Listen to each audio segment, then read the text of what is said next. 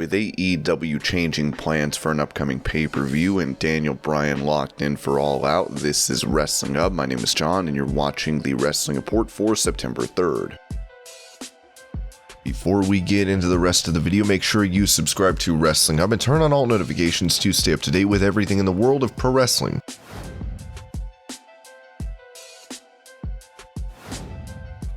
Following his AEW debut, Miro has been on a tear, especially after defeating Darby Allin to become TNT champion. Talking about that title during a media call, Tony Khan said he isn't booking it to be a mid-card belt. It's not a mid-card championship. The only people that have held the belt are Cody, Brody Lee, rest in peace, Darby Allin, and Miro. I don't consider it, and I'm not booking it like a mid-card championship. I'm looking at it like a top title that stars hold. I will take exception right off the bat. That is the key to the championship, is that none of the champions have been a stretch. In thermodynamics, heat is passed from a warmer body to a cooler body. If you have a hot belt and you take a cold wrestler and you say, I can heat this guy up by putting the belt on him, the problem with that is that you cool off the belt. The key to this belt, in my opinion, has been that from the beginning. It's been hot matches, it's been pushed on TV, and the champion has always been a protected star. And it would not have been right for Darby to honestly win the first tournament. And Darby was a huge part of the tournament. He went to the semifinals and lost to Cody before the Cody-Lance Archer match at the pay-per-view because it was part of the build for Darby finally winning the title. Cody and Darby had a classic match at Full Gear, which is a great pay-per-view, and even though we were only at 25% capacity, I thought it was one of the best wrestling shows anyone did all year, period. And really, for me, I just think it wouldn't have made sense where he was at that point. He had to get red hot for it to be the right time for him, and same for Brody and Miro. Those two are stars, and neither of them came in and won the TNT title their first week. They really built up and built steam and solidified their place in the fans' eyes. With Miro continuing to be booked as a strong champion, it'll be interesting to see how long he can hold on to the gold.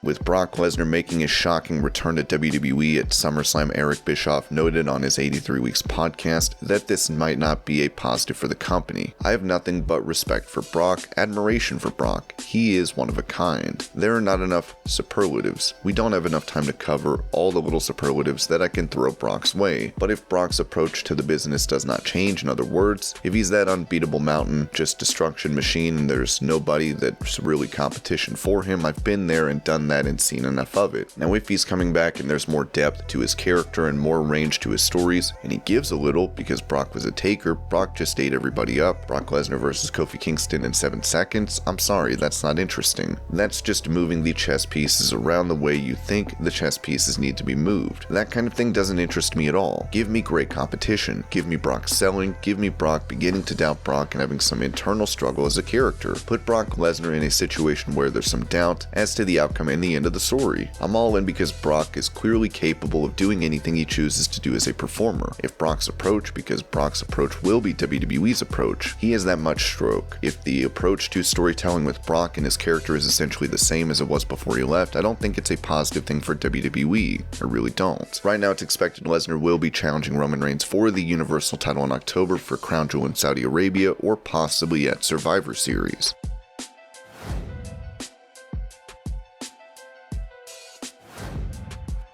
When it comes to Nikki ASH becoming Miss Money in the Bank and then winning the Raw Women's title, Fightful noted this was decided last minute. She cried when she won the Money in the Bank contract and was told that afternoon that she would win the contract. However, upon winning the Money in the Bank contract, she wasn't told that she'd also be winning the title. Instead, she was informed of that the afternoon of winning the title as well.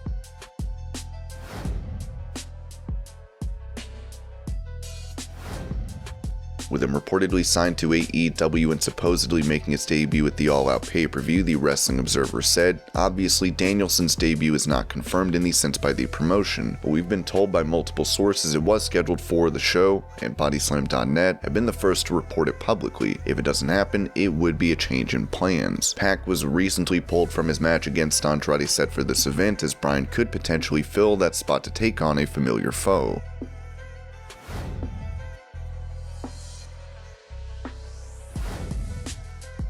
Speaking of AEW, the Observer also noted when most of the promotion's top stars will have their contracts expire. I believe most had a 4th-year option that would likely be picked up, so it's really not until the early part of 2023 when the biggest names from the start will become free agents.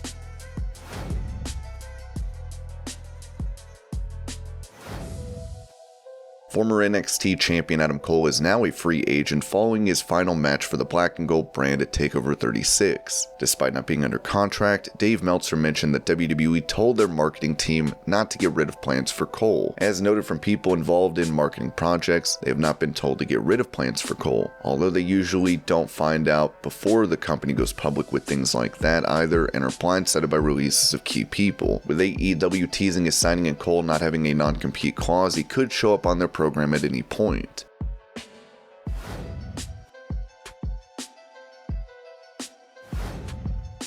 There has been an argument against being inducted into the WWE Hall of Fame as there is no physical Hall of Fame to be found. Speaking to Wrestling Inc., International Pro Wrestling Hall of Fame President Seth Turner talked about setting up one in New York. You get to have these opportunities to have up-close, interpersonal exchanges with these legends. We missed that when that was no longer in New York State. Certainly you could go to potentially meet and greets and maybe stand in line to get an autograph or something, but that's not what the Hall of Fame represented. It was a true museum based on the history of pro wrestling.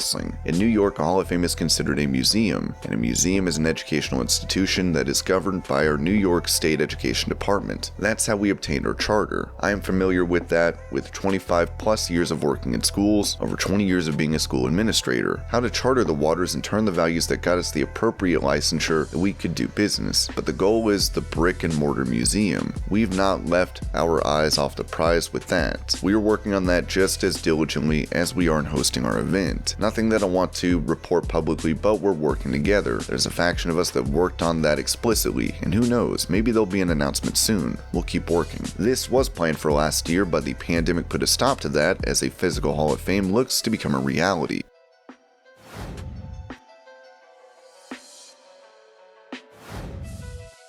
With AEW potentially facing stiff competition in the form of UFC and a boxing pay-per-view for their Full Gear event set for November 6th in St. Louis, Ringside News has reported that plans could be changing. We've been hearing strong rumors that AEW Full Gear's date and location are up for a change. It appears that AEW is looking at November 13th in Minneapolis instead. We will continue monitoring this ongoing story, but that's the current word going around.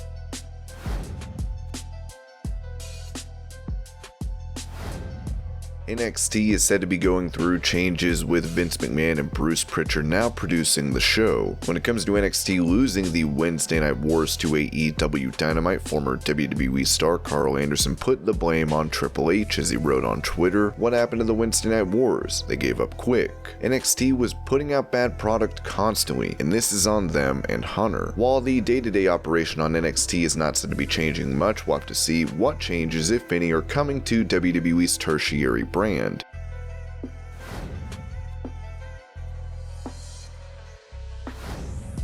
Due to his Hall of Fame career, Hulk Hogan has had to deal with his share of injuries and has even had nearly a dozen surgeries on his back. The Observer reported that Hogan was seen at a charity event having trouble moving around. Now, the video only shows him taking a couple steps, which doesn't prove much. In the end, he's 68 years old and has put his body through the ringer, as we hope Hogan is able to power through these problems.